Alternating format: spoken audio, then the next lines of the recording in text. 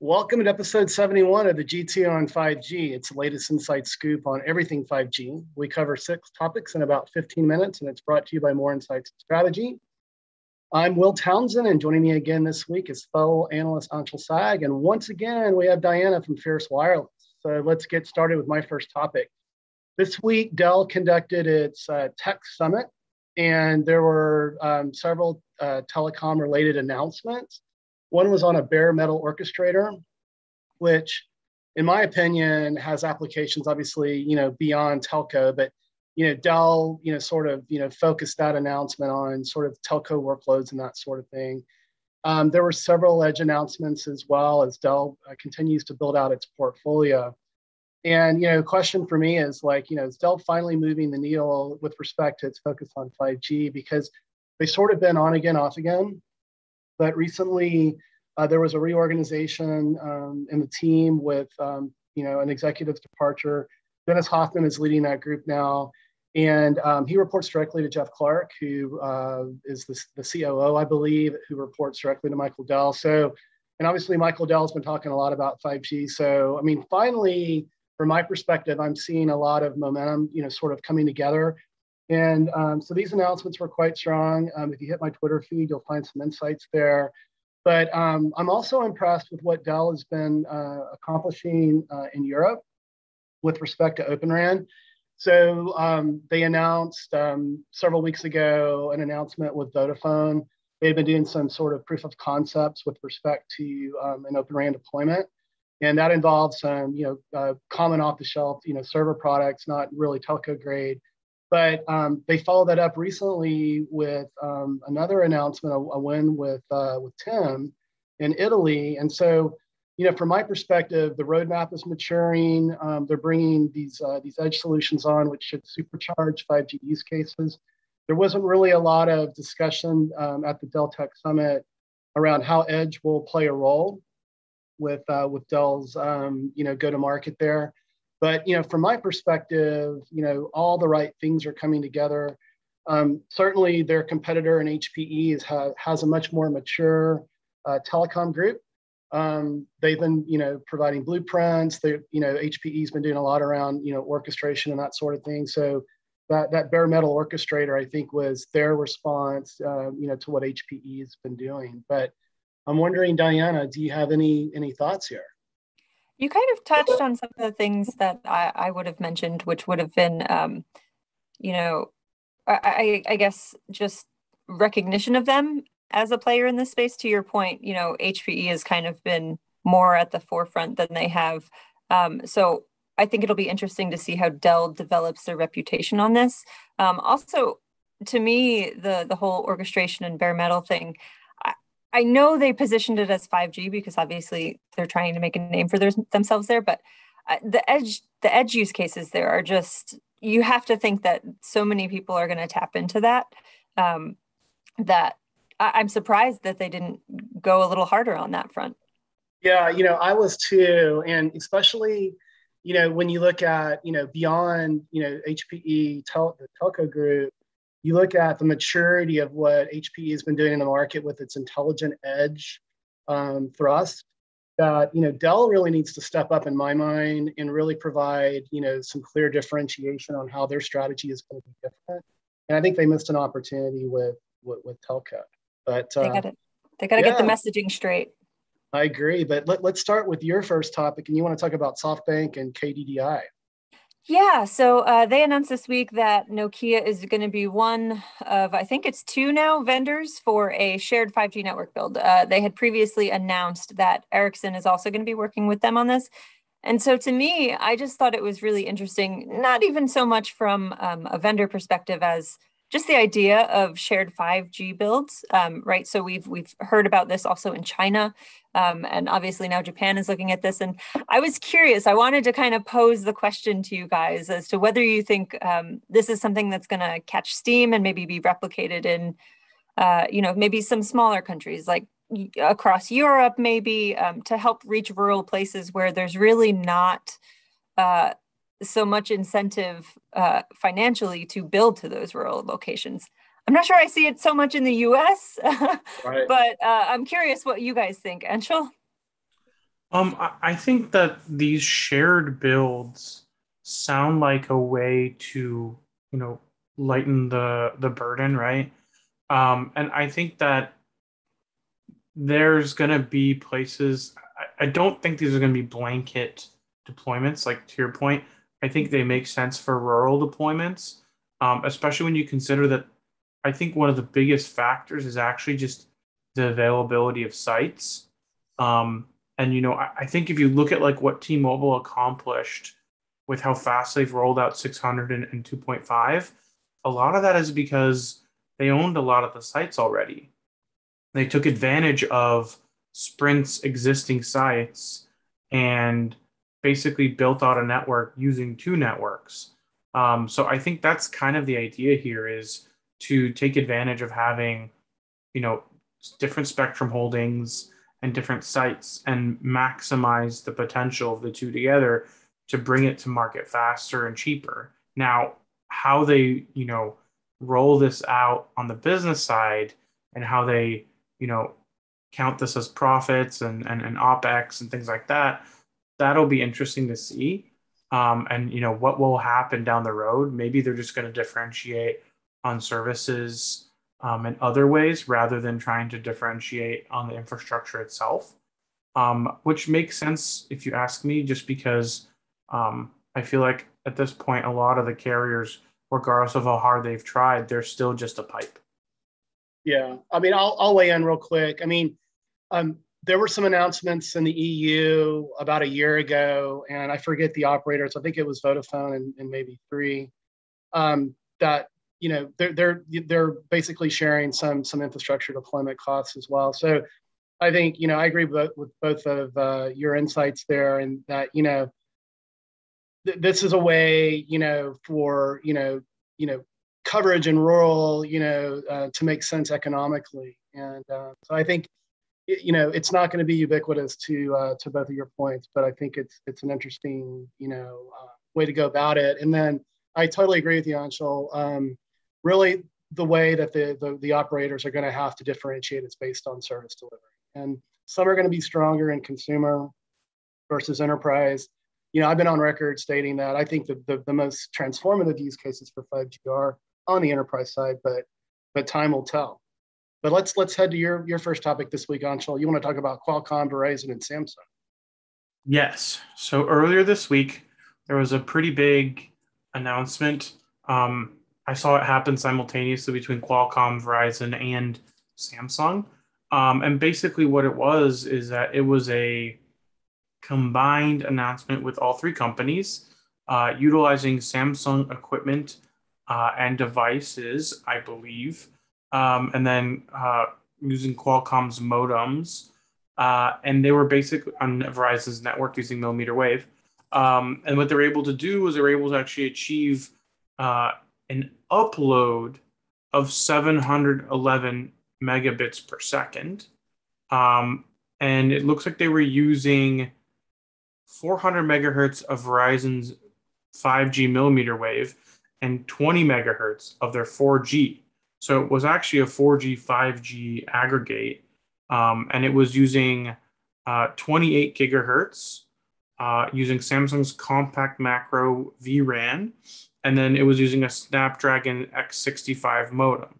So this kind of shows that while millimeter wave has great downlink capabilities, it also has great uplink capabilities, which I think, if you look at what the potential is there, the uplink is actually more valuable to a lot of people than the downlink, especially in enterprise, where you have lots of content creation going on and media, generation and trying to upload that. So there's a lot of potential there. The only issue is that still at this point, millimeter wave does have very limited coverage. And we've talked about, potential repeaters improving that. But right now, the uplink is getting a lot faster. And I mean, 711 megabits is more than what most people are getting on the downside. So, being able to have this is going to be really valuable in very dense locations, which is where millimeter wave works best. I could see this being incredibly useful in stadiums and other places where, concert venues where you're trying to, upload a video. You can have hundreds of users simultaneously uploading, and it doesn't even, affect the network in the slightest. So I don't know what you guys thought of this announcement, but I'll let Diana. Yeah, sure. So I have to confess, when I first saw the announcement, I didn't read it as upload. I read it as download, and I was like, what is this? Because for so long it's been, gigabit, gigabit, gigabit. But yeah, this is really impressive for upload. And to your point, I will be interested to see if this stays for mobile or if Verizon tries to turn this into an enterprise play for fixed wireless, right? Because that's where it would be, like, to your point, very valuable because it has to be in dense locations, which, would be good for a campus if they're using fixed wireless and kind of beam it into the office. My other thought would be, I wonder if people don't go back into dense locations quite as much as everybody's kind of banking on. I will be interested to see how they translate this into a broader offering that still has value, right? So obviously these speeds are awesome. I can, to your point about content creation, doing work, things like stadiums, I'm sure will be fine, but the more office-oriented use cases, I'll be interested to see how those play out and whether or not Verizon needs to look at getting these to a broader audience, because I think if people have it in their hands, they'll find a way to use it. Will, absolutely. Yeah, no, I would agree with that, Diana. And, I continue to be impressed with Samsung Network. So, they've been a key launch partner of Verizon. So I wasn't surprised to see that they participated, with Qualcomm here, with this deployment proof of concept, whatever. But it continues to demonstrate the maturity of what Samsung Networks is doing from an infrastructure perspective. And it's a great segue to, like, my second topic this week and final topic. And AT&T and Ericsson announced a partnership which is going to allow AT&T to deploy 5G standalone across its C-band, spectrum assets. And the big, $1 million question for me is how quickly can this happen, right? Anshel and I have talked about in the past, the characteristics of C-band. It is mid-band, but it's going to require densification. And, we've been sort of, opinionated with respect to how quickly Verizon, can get that out, given just the massive amount of spectrum that it purchased in the C-band auction. But what I found interesting with the Ericsson announcement with AT&T, there are a couple of different technologies that are going to be employed. 5G carrier ag, which is not surprising. There's also an advanced RAN coordination platform that's going to help bring some efficiencies to front haul. But what I found interesting is Ericsson has an advanced antenna system, and they believe that that's going to be key to getting C-band deployed, because that IP that they bring to market enables extended coverage while also supporting the right throughput and capacity for applications like FWA and that sort of thing. So I think it's going to also require some small cell densification to bring that all together. But it's exciting to see that AT&T is beginning to move now into standalone. We've talked about T-Mobile and how they've been first standalone in the US. But I'm wondering, Anshel, do you have any feedback here? I'm glad to hear this announcement, and I'm hoping that this will speed up AT&T's deployment, because I just think that AT&T and Verizon have both kind of decided that they're slowing their deployment of standalone, even though I think that's a mistake. But I know that they are obviously choosing to do this because they probably don't think that standalone will be very useful unless they have mid-band rolled out. So I think they're prioritizing mid-band over SA, even though I do think that they should be doing both, because I think the business benefits of mid-band won't be realized unless you have standalone. I'd agree. Diana, any thoughts? The only thing I'd add is that in terms of timing, I'm not sure if it's specifically for their standalone rollout or just for their C-band rollout more generally, but we do know that AT&T is kind of planning to cover 70 to 75 million people with C-band by the end of next year. And then they're looking to push that to 200 million by the end of 2023. So I'll be interested to see whether that is indeed standalone or if that ends up being non-standalone. I think it's interesting because Ericsson's also, they seem to be on a hot streak right now because right, did they also got that really massive deal with Verizon recently. It was something like 8 billion. So yeah, it'll be interesting to see how AT&T's rollout plays out.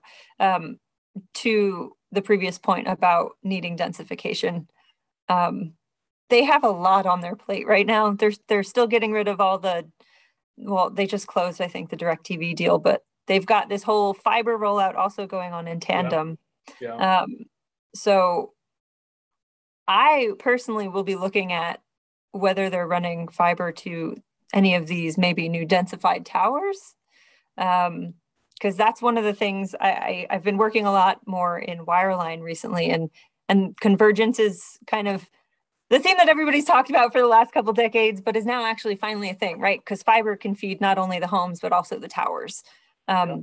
So we know Verizon has already kind of got that in the back of their mind with, I think it's their one rollout. And I think AT&T is kind of looking at doing the same. So I'm going to be having an eye on that going forward. Yeah, they do have a lot on their plate, certainly. So great insights, Diana. Let's move to your second and final topic this week. You want to talk about Orange and Nokia. Yeah, so this is kind of one of those kind of tangential 5G topics, right? It kind of goes to some of the other stuff I've been interested in the way 5G and environmental issues have kind of collided. So in this case, I know you say Orange. It's very fancy, but Orange and Nokia. The French pronunciation, right? Orange and Nokia, they're teaming up to do some work to make RAN gear essentially recyclable. They're going to refurbish it and then redeploy it with Orange subsidiaries, which is kind of cool. This covers 3G, 4G, 5G, which will be interesting to see if that has any impact on 5G deployment costs, maybe in some of Orange's less prominent markets. I think they have several markets, right? Yeah. Oh, yeah. Sorry, I'm doubting myself now. It's been such a day. But yeah, so I think that'll be interesting, not only to see for Orange, but to see if that catches on elsewhere, right? So power conservation has been a big thing for 5G, but now it's kind of 5G is becoming a vehicle for all these other initiatives. And this is just one of many that I've kind of seen going on across the space. And I'll be interested to see if other operators pick up on this and want to jump on board. Is there anything about this that stands out to either of you? Maybe Will, you want to go first? Yeah, I think it's definitely, I like it. It's green. Also, if you think about, and I don't know specifically, I didn't read through the entire announcement, but if you kind of add sort of the kind of CapEx superpower of Open RAN as well, this could be, quite compelling, right? So on the surface, I think, it's interesting, and I wouldn't be surprised to see other operators adopt it. I wonder, Anshel, what your thoughts are. I actually think, I'm thinking, as the economist I am, I'm thinking about the economic impacts on pricing for equipment downstream, especially like lower end equipment, and what this might mean for pricing in developing countries. Because I think when you start flooding the market with affordable equipment that's refurbished, you actually give more choice. And as a result of creating more choice, you create competition for price. So I think this will actually drive some more competition in developing markets, which ultimately will allow developing countries to get access to more equipment less expensively and allow them to modernize more quickly, hopefully giving them the opportunity to have access to data to potentially improve their own condition when it comes to climate change and the environment, and build smart cities for cheaper using refurbished equipment. Yeah, no, it could be quite compelling. Well, hey, buddy, your last topic this week, you want to talk about OpenSignal Report and T-Mobile. Yep. So it's time for the October OpenSignal Report, which means we've got other ones coming very soon. But this one kind of supports what we've been talking about over the last year with T-Mobile's mid-band rollout, which is that their mid-band rollout is allowing them to pull away from the competition.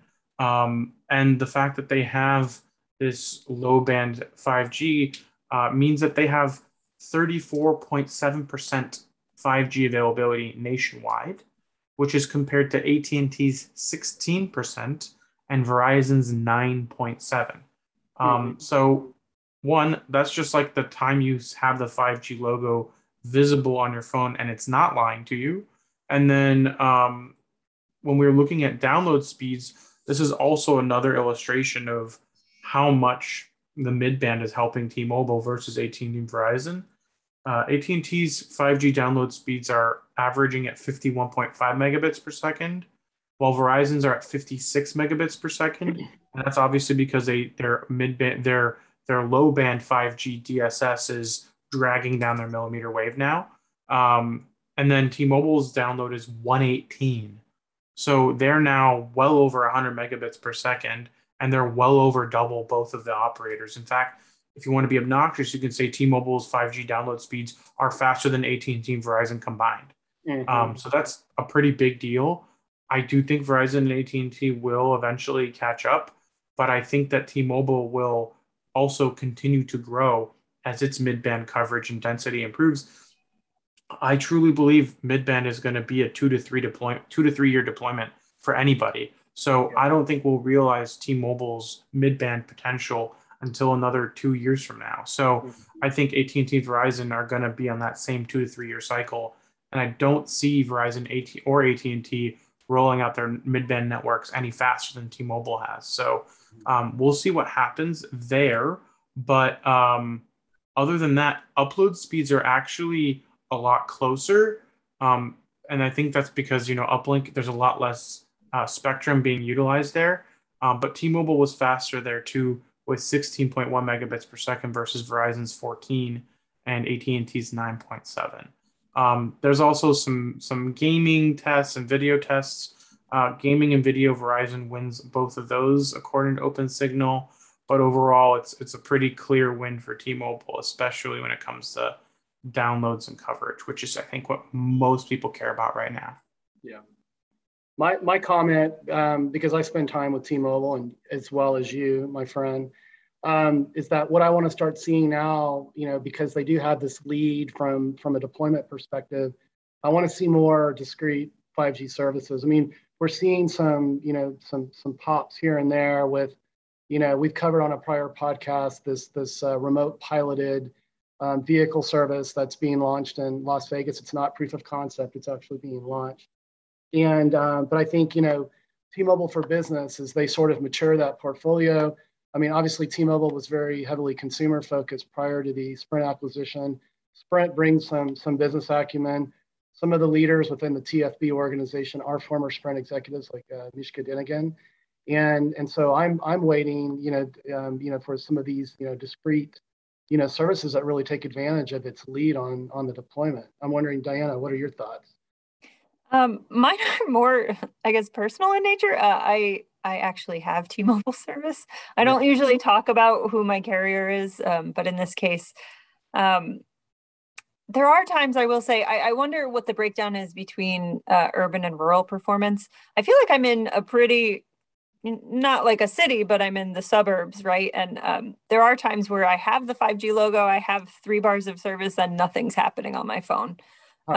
So I do sometimes wonder how these are impacted by congestion. So like if you're driving home in traffic and you're in the passenger seat for sure, looking at your phone, and there are a bajillion other people next to you, how that might impact some of these speed performance. And to your point about enterprise services, how this will perform in a crowded office or a crowded stadium. So I just am curious about some of the methodology behind it, which is my own fault for not reading into it. But yeah, I like these reports, but sometimes I feel like maybe the picture is not as clear cut as they would lead us to believe. So the only other thing I would add is, Anshel already mentioned this, the C-band rollouts are coming from Verizon and AT&T. And I think that will be a real test of T-Mobile's mettle. Once Verizon and AT&T have their C-band out, then I think it'll be a much more interesting report because the playing field will be a lot more level. Everybody will have low band, everybody will have mid band, everybody will have millimeter wave if they so choose to deploy it, which T-Mobile did, but they just haven't talked about it that much. Right. So yeah, those are the reports I'm really looking forward to. Yeah, and obviously, mid-band provides that optimal balance of performance and propagation. So yeah, I mean, time will tell, once C-band rolls out, and I agree with Anshel. It's not going to be a trivial deployment. It's going to be a couple of years. But this has been another great podcast, great insights. Thank you again, Diana, for coming on this week. And Anshel, why don't you take us home? Absolutely. We hope our viewers and listeners found this week's topics interesting. If anyone out there would like to provide insights on a specific 5G topic for a future podcast, please reach out to us on social media. Diana is at DM Marie's Beat, Will is at Whaletown Tech, and I'm at Anshel Saad. We hope you have a great weekend, and please tune in again next week.